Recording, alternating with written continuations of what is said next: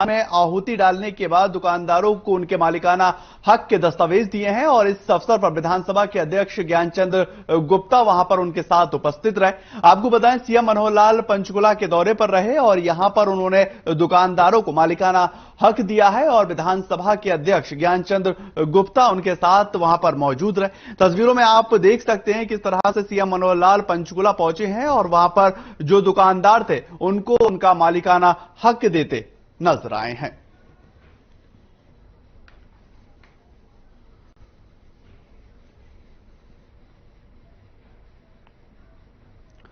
विधानसभा के अध्यक्ष भी वहां साथ में मौजूद रहे और ये बड़ी खबर आपको बता रहे हैं, जहां पर सीएम मनोहर लाल का पंचकुला दौरा और मालिकाना हक दुकानदारों को देते हुए नजर आए। काफी लंबे वक्त से जो है वो दुकानदार इस लड़ाई को लेकर लड़ते नजर आ रहे थे और आज वो घड़ी जो है निकलकर सामने आई, जहां पर सीएम मनोहर लाल का पंचकुला का दौरा हुआ और जो दुकानदार थे उनको उनका मालिकाना हक जो है वो मुख्यमंत्री सीएम मनोहर लाल ने दिया है।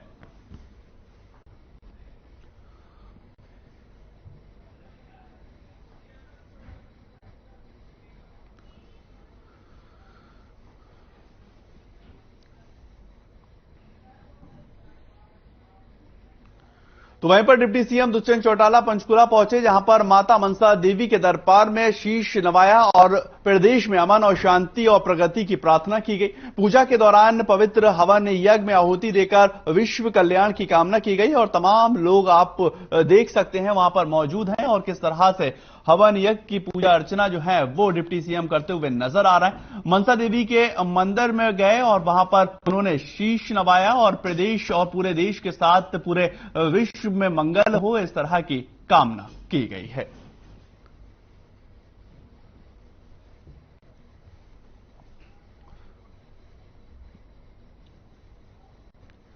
तो वहीं पर पूर्व मुख्यमंत्री राव बीरेंद्र सिंह की पुण्यतिथि पर सीएम सहित तमाम वरिष्ठ पदाधिकारियों और नेताओं ने उन्हें भावपूर्ण श्रद्धांजलि अर्पित की है और केंद्रीय राज्य मंत्री राव इंद्रजीत और सामाजिक के न्याय और अधिकारिता राज्य मंत्री ओम प्रकाश यादव ने श्रद्धा सुमन वहां अर्पित किया। राव बीरेंद्र सिंह का जन्म 20 फरवरी 1921 में नागल पठानी में हुआ था और क्षेत्रीय स्तर पर आरंभिक शिक्षा हासिल करने के बाद उन्होंने दिल्ली के सेंट स्टीफन कॉलेज से स्नातक की उपाधि हासिल की थी। इसके बाद वो सेना के कैप्टन बने और सियासत और शहादत खून में होने के कारण सेना से इस्तीफा देकर वो राजनीति की जंग में कूद गए और उस मैदान में एक इतिहास रचते हुए नजर आए। राव बीरेंद्र सिंह प्रदेश के सीएम रहने के साथ साथ केंद्र में मंत्री भी रह चुके हैं और आज भी राव जो है वो युवाओं के लिए प्रेरणा का स्रोत बनते हैं। राव इंद्रजीत सिंह ने कहा कि उनके समय में जो संगठन को बल मिला, आज भी उनके आदर्शों पर चलकर हम लोग कायम हैं और इससे क्षेत्र का विकास भी हो रहा है। समाधि स्थल पर उनके सैकड़ों समर्थक द्वारा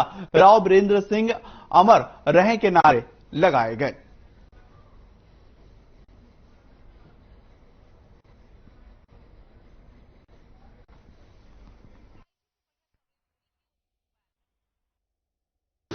आ, 2009 के अंदर इंतकाल हुआ था और यहीं पर हमने लास्ट राइट्स उनके परफॉर्म किए थे। हर साल हम आकर के उनको श्रद्धांजलि अर्पित करते हैं और उनके जो भी संपर्क में आए लोग, चाहे वो और दिनों पे आए ना आए, लेकिन आज के दिन सभी जगह के उनको याद करते हैं। दूर दूर से भी आए हैं, जो उनके साथी कुछ मद्रास से भी आते हैं, हर साल आते हैं, तो वो भी इस साल आए हुए हैं और हम यही प्रार्थना करते हैं कि उनकी आत्मा को शांति मिले।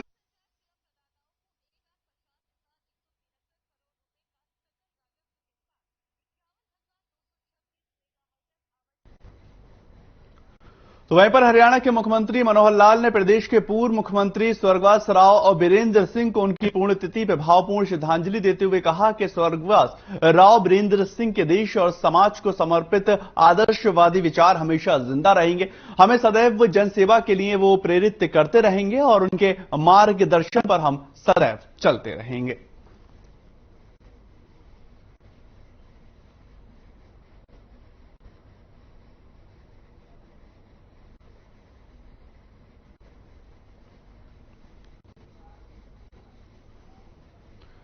कृषि मंत्री जेपी दलाल ने आज बर्मिंघम में विश्वविद्यालय के साथ हरियाणा राज्य में पोस्ट हार्वेस्ट मैनेजमेंट और कोल्ड चेन उत्कृष्टता केंद्र की स्थापना हेतु MOU पर हस्ताक्षर किए हैं और ये केंद्र फसल कटाई के बाद उन्हें होने वाले नुकसान को कम करेगा और अनुसंधान एवं विकास के क्षेत्रों में भी एक मील का पत्थर साबित होता दिखाई देगा।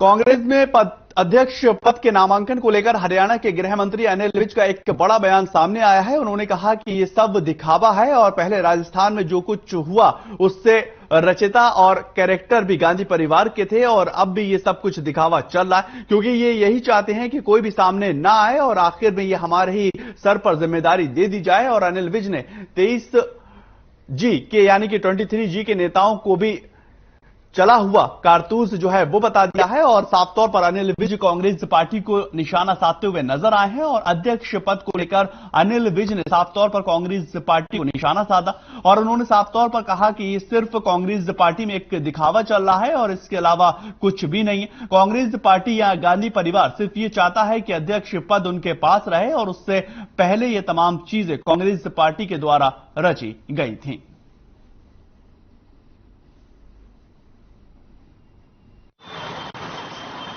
कांग्रेस की अपनी लड़ाई है और किसको बनाते हैं किसको नहीं बनाते, हमको इससे कुछ लेना देना नहीं। हमें तो इतना मालूम है कि जितना कुछ हो रहा है ये खुद नौटंकी करवा रहे हैं। चाहे इन्होंने राजस्थान का करवाया, वो जो सारा खेल था उसके रचयिता यही हैं, डायरेक्टर यही हैं, क्योंकि कुल मिला के तो वो ये चाहते हैं कि कोई भी सामने ना आए और आखिर में ये हमारे ही सिर पे जिम्मेवारी है। पॉलिटिक्स उनकी ये है, ये सिर्फ लोगों को बताने के लिए है कि जी हम तो गांधी परिवार से अलग बनाना चाहते हैं। प्रदेश सरकार के आदेशों पर 1 अक्टूबर से हरियाणा भर की मंडियों में धान की खरीद जो है वो सरकारी खरीद शुरू हो रही है और वहीं पर सोनीपत की अनाज मंडी में 1509 किस्म की लगातार मंडियों में पहुंच रही। आपको बताएं कि सोनीपत की अनाज मंडी में मंडी प्रशासन के द्वारा किसानों को परेशानी ना हो इसको लेकर तमाम प्रकार के इंतजाम किए गए हैं और जहां पर पीने के पानी की व्यवस्था से लेकर शौचालय की व्यवस्था को दुरुस्त किया गया। मंडी में एंट्री और एग्जिट रास्ते को लेकर सीसीटीवी भी लगाए गए और जानकारी के मुताबिक मंडी में PR किस्म की सरकारी खरीद का फायदा मिले और किसान उसका फायदा उठा पाए, इसको लेकर मेरी फसल मेरा ब्यूरो पोर्टल पर रजिस्ट्रेशन करवाने के लिए कहा गया। वहीं मंडी सचिव जितेंद्र ने बताया कि किसानों को इस बार पिछले साल की तुलना में 1509 का भाव और 800 से 1000 से ज्यादा मिल रहा है और इससे किसानों को एक अच्छा फायदा मिलेगा।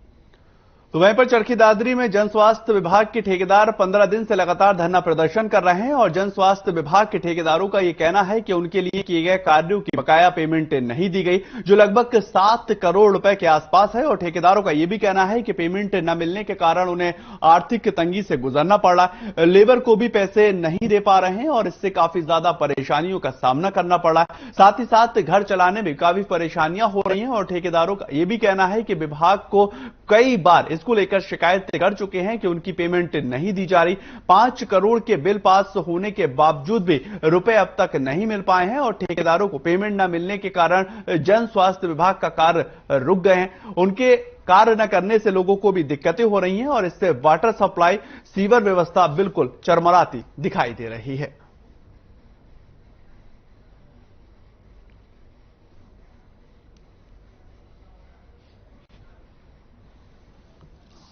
ठेकेदार यूनियन चरखी दादरी हड़ताल पर बैठी है 15 दिन से। हमारे गांव में 10 दिन से पानी का इतना बुरा हाल है। हम एक्शन साहब के पास आए थे शिकायत लेके, गंदा पानी पीने पर मजबूर हैं। कहीं बाल खराब है, कहीं वाटर वर्क्स का ढक्कन टूटा हुआ है। 10 दिन से गांव पीने के पानी से भारी परेशान है।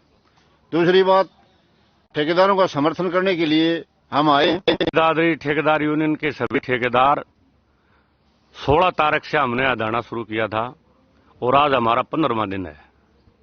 हमारी मुख्य रूप से 4 मांग हैं, जो मैं पहले भी बता चुका हूं कि हमारी जो 5.5 करोड़ के बिलों के टोकन लग रहे हैं उनकी तो खाली आलोचना है, और जो करोड़ का आसपास हमारे बिल पास हैं लेकिन उनका टोकन नहीं लग रहे है क्योंकि एस्टीमेट पास नहीं हो रहा।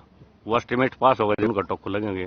तीसरी बात यह, मौखिक तौर पर महकमा ने हमारे से काम करवा रखा है सभी ठेकेदारों से। जो करोड़ 1.25 करोड़ का आसपास के कागज वो कागज नहीं मिल जाता।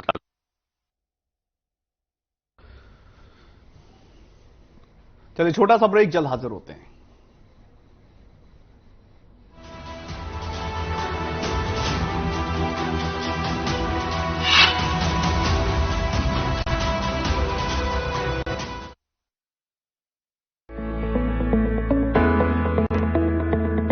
आप पत्रकारिता के क्षेत्र में करियर बनाना चाहते हैं तो हम सिखाएंगे आपको इलेक्ट्रॉनिक मीडिया के हर गुण। जल्दी करें, साधना एकेडमी फॉर मीडिया स्टडीज में एडमिशन शुरू हो चुके हैं। सिर्फ कुछ ही सीटें बची हैं, तो देर बिल्कुल न कीजिए। हमारा कॉन्टैक्ट नंबर है 9999131700, 9999131800, या फिर आप हमारी वेबसाइट www.sadhnamedia.com पर विजिट कर सकते हैं। आप हमें noida.sams@gmail.com पर ईमेल भी कर सकते हैं। 100% जॉब प्लेसमेंट की गारंटी। आज ही संपर्क करें। पंजाब है जसप्रीत का ठिकाना, मुंबई है आदर्श का आशियाना, केरल का गोविंद निवासी, कोलकाता में जन्म है काशी। हर हिंदुस्तानी की शान, ARV बियरिंग जोड़े सारा हिंदुस्तान।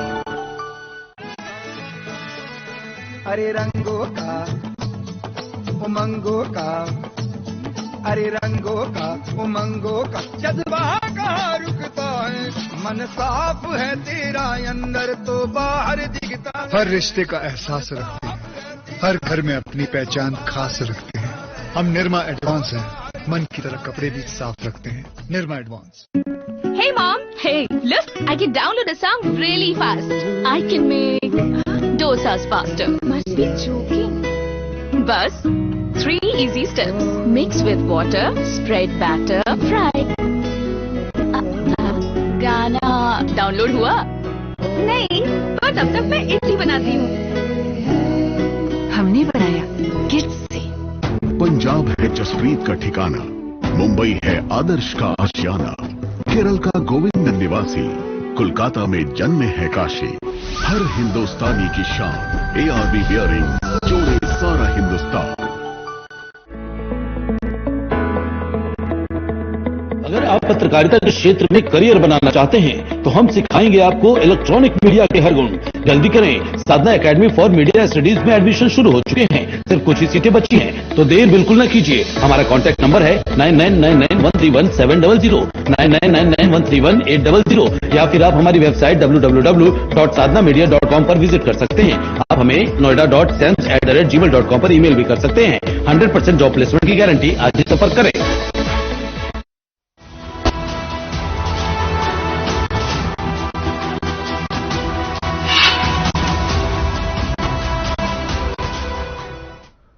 ब्रेक के बाद आपका स्वागत है। आगे बढ़ेंगे, बात करेंगे सोनीपत में विजिलेंस की टीम ने एक बड़ी कार्रवाई की है और यह बताया जा रहा है कि खरखौदा में BDPO कार्यालय में तैनात पटवारी की करीब 15,000 रुपए की रिश्वत लेते उसको गिरफ्तार किया गया।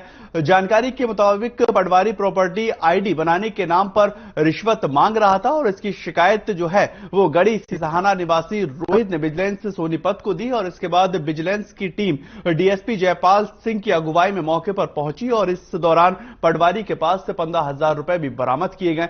DSP जयपाल सिंह ने यह बताया है कि शिकायत के आधार पर प्रॉपर्टी ID बनाने के नाम पर पटवारी रिश्वत मांग रहा था और उसी दौरान पटवारी को रंगे हाथों गिरफ्तार भी किया गया है।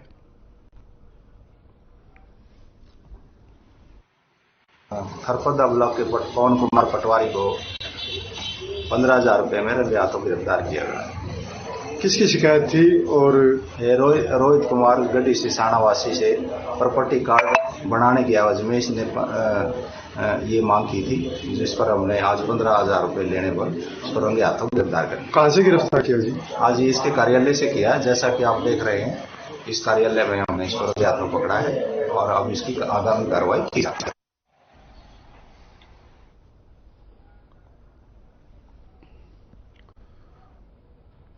खबर सोनीपत से है, जहां पर सोनीपत बस डिपो के चालक ने एक कमाल करके दिखाया है। और आपको बताएं कि कुलदीप ने हाल ही में हुई इंदौर में 4 दिवसीय प्रतियोगिता में 4 गोल्ड मेडल और 1 सिल्वर मेडल जीतकर हरियाणा रोडवेज का सीना चौड़ा कर दिया।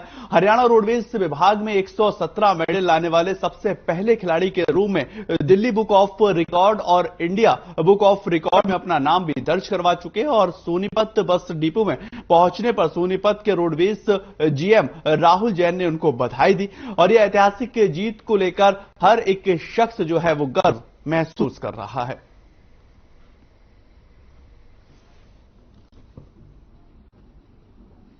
यह हमारे कर्मचारी यहां पर चालक पद पर कार्यरत है और अभी जो हाल ही में प्रतियोगिता हुई थी इंदौर में, वहां पर 16 तारीख से लेकर 19 तारीख तक वहां पर उस प्रतियोगिता में इन्होंने गोल्ड मेडल जीता है, जिसके लिए हमें भी बहुत गर्व महसूस हो रहा है कि हमारे कर्मचारी ने हमारा भी और रोडवेज का भी नाम रोशन किया है और अंतर्राष्ट्रीय स्तर पर भी इनका नाम सेलेक्ट हो चुका है। और मैंने अभी 16 से 19 सितंबर को इंदौर में मध्य प्रदेश में नेशनल प्रतियोगिता हुई थी। इसमें मैंने 4 गोल्ड और 1 सिल्वर मेडल प्राप्त किया है, जिसमें 5 kilometre running, 10 kilometre walk race, 21 kilometre marathon में और 3 किलोमीटर वॉक में मेरे गोल्ड आए हैं। जो हमारे भाई कुलदीप मेडल लेके आया है और पूरे विभाग का भी इसने नाम रोशन किया है और हमें भी बहुत ज़्यादा खुशी है। इसके साथ है हमारे इंटर यूनियन पूरी इसके साथ खड़ी है और जो हमारे सर हैं जनरल मैनेजर राहुल जैन जी, वो भी इसके साथ बड़ा कोऑपरेटिव कर रहे हैं इसके साथ। और हम तो चाहते हैं हम भाई आगे चले कॉमनवेल्थ गेम में मेडल लेके आए।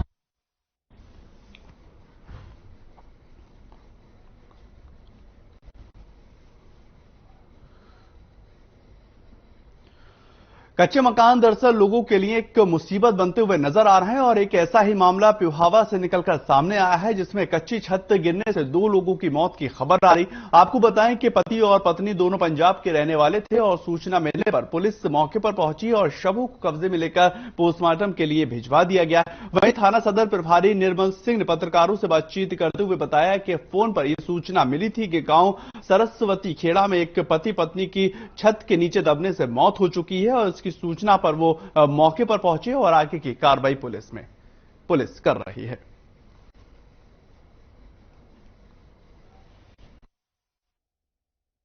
यहाँ हरबंस सनद तारा सिंह है, ये सरस्वती खेड़ा में रहते हैं। इनकी मदर का बहुत आज इनके रिलेटिव आए हुए थे, जोगा सिंह और उसकी पत्नी। यहाँ शाम को आने के बाद ये सो गए तो सुबह देखा भी छत गिरने से है ना इनकी डेथ हो गई है। और जो ये सुबह 6 के बीच में हादसा हुआ हमारे पास, तो रिश्तेदार आए होते भोग था हमारे घर पे माता जी का, तो आए होते, रात बैठे थे, खाना वाना खाया, अच्छी तरह बैठे, बस सुबह 6 बजे बातचीत कर रहे थे अंदर बैठे हुए, तो अचानक ये हादसा हो गया, छत गिर गई ऊपर से। तो तुरंत हमारे लड़के आ गए, तो हमने निकाला, हॉस्पिटल ले गए थे मिशन हॉस्पिटल में। तो वहाँ 10 मिनट रखने के बाद उन्होंने मृत घोषित कर दिया इनको।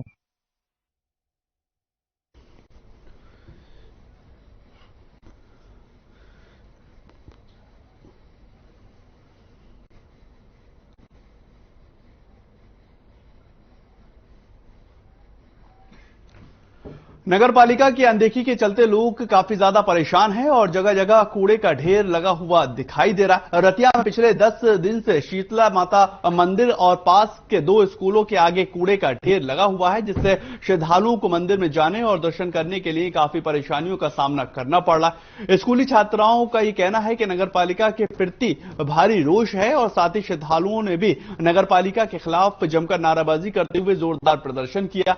नगर पालिका के द्वारा कूड़े के ढेर का उठान न करने पर अधिकारियों ने अपनी मानसिकता का परिचय दिया और अगर यह कहा गया है कि कूड़े का ढेर नहीं उठता है तो इसको लेकर हम आंदोलन भी करेंगे। आपको जानकारी दें कि नगर पालिका और एसडीएम कार्यालय के आगे जो है वो भी कूड़े का ढेर बनता दिखाई दिया। और आपको यह भी बताएं कि करीब 1400 के छात्राएं इन स्कूलों में शिक्षा ग्रहण करने के लिए आती हैं और गंदगी के वजह से काफी दिक्कत और बीमारियां भी फैलती हैं।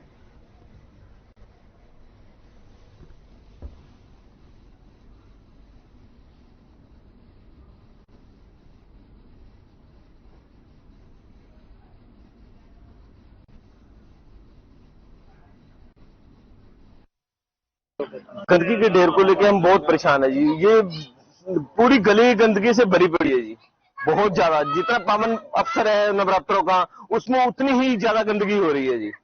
गंदगी से कारण बहुत ज्यादा परेशानी हो रही है। और जब हम स्कूल आते हैं ना, रास्ते में बहुत गंदगी होती है यहाँ पे शक्ति नगर में, और बदबू भी बहुत आती है। बारिश के टाइम तो बहुत ही बुरा हाल होता है, यहाँ पे बिल्कुल भी सफाई नहीं है।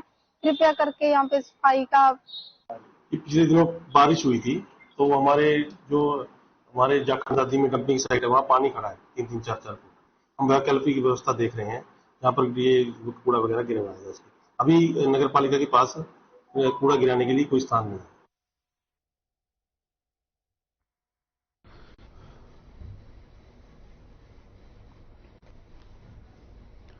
तो वहीं पर विजिलेंस विभाग की टीम ने धोखाधड़ी और भ्रष्टाचार के केस में एक फतेहाबाद के तत्कालीन एसडीएम सतवीर सिंह जांगू और तत्कालीन सरप्लस पटवारी जगदीश चंद्र को गिरफ्तार कर लिया है। और आपको बताएं कि इन दोनों के अलावा 9 अन्य लोगों को भी 29 जून 2022 को धारा 120B, 166, 177, 409, 418, 420 आईपीसी और के तहत जो है वो मामले दर्ज किए गए हैं और विजिलेंस ब्यूरो हिसार ने मुकदमे को दर्ज कर लिया है। अब यह आरोप है कि तत्कालीन एसडीएम और पटवारी ने गांव के अंदर करोड़ों रुपए की 223 कनाल सरप्लस जमीन को पात्रों को न देकर अपने चहेतों के नाम करवा दी। और जांच में आरोप ये निकलकर सामने आया है कि 29 जून 2022 को मामला दर्ज किया गया था और इसमें से 2 आरोपी पूर्व एसडीएम सतवीर सिंह जांगू और तत्कालीन पटवारी जगदीश चंद्र को गिरफ्तार भी किया गया। मामले में आगे की कार्रवाई की जा रही है और जो भी इसमें दोषी होगा उनके खिलाफ सख्त से सख्त विजिलेंस की टीम कार्रवाई करती नजर आएगी।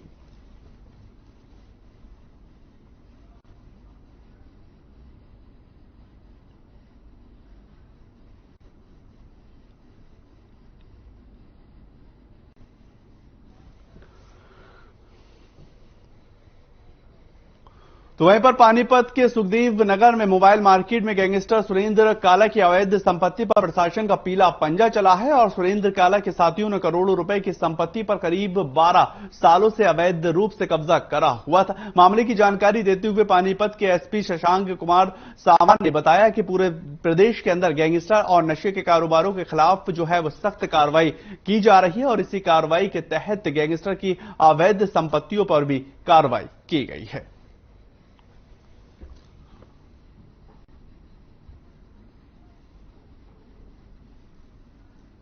ये कारा है, नारा गांव का है, जो सुरेंद्र काला का अपने आप को बताता है कि मैं सुरेंद्र काला का आदमी हूं।